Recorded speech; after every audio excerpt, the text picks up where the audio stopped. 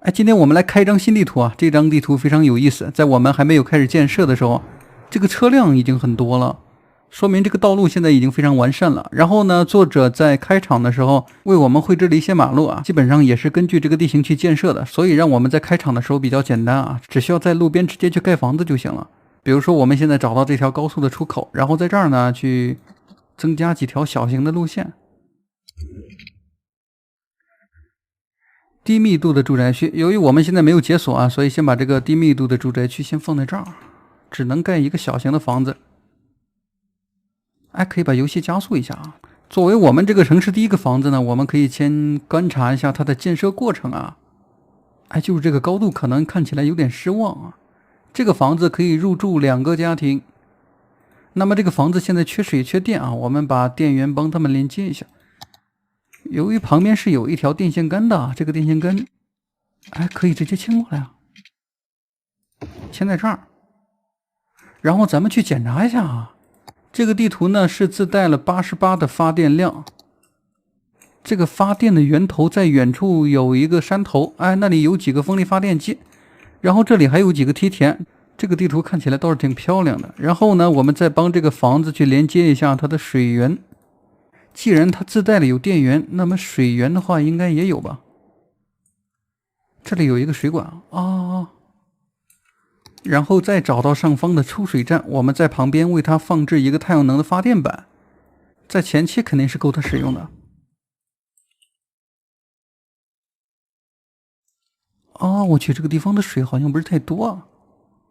那么这个抽水站它现在正常运营了以后，我们再来检查一下这个房子它现在供水的问题应该可以得到解决了啊。由于在前期我们没有解锁高层的房子，所以这个时候需要大力的去发展一下人口啊，就随意一点。比如说这里隔2排，我们就多放置几个房子，1、2、3，这里也可以来一个。然后呢，我们第一个房子现在也出现了别的问题啊，污水倒灌。也就是说呢，这些市民他们在喝了饮用水之后呢，可能会产生一些用水的垃圾。我们需要把这个污水呢，帮他们建设一下。想一想，排水管的话肯定不能放在河里，那么我们可以选择一个内陆的排水设施，比如说可以把它放在离居民区稍微远一点的位置。哎，这个位置，哎，这里是自带了有一条马路的，我们把它利用一下。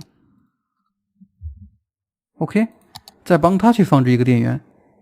这个太阳能板每周维护的费用才20块钱，基本上它运营几个建筑是没有问题的。OK， 再来到新建的房子这里啊，2个家庭，哎，为什么没有市民搬过来啊？1个家庭，我们可以去这个高速口来蹲守一下，看有没有车辆来下匝道啊。顺便检查一下这个高速，这高速有没有问题？下方的车辆，他们想下高速的话，通过这个位置啊，走向左边的匝道，然后进入主干道以后啊，就可以下来了。这高速不仔细看的话是看不出来的。既然没有市民搬过来呢，我们可以接着去盖下一批房子。想一下，这边的道路能不能拉过去？我去，不能拉过去的话，我们从这个位置再开一条路口。其实我们如果说去建设城市的话，这个路口肯定是不能挨得太近的。不过我们现在是一些村庄啊，我计划是让这个村庄的市民达到500位左右，不用太多，太多的话后期肯定会堵车的。然后我们根据这个绘制的道路呢，顺便在后期造景的时候为他们去安排一些小农田什么的，是吧？这个位置想一下，这个位置我们再加一条直线。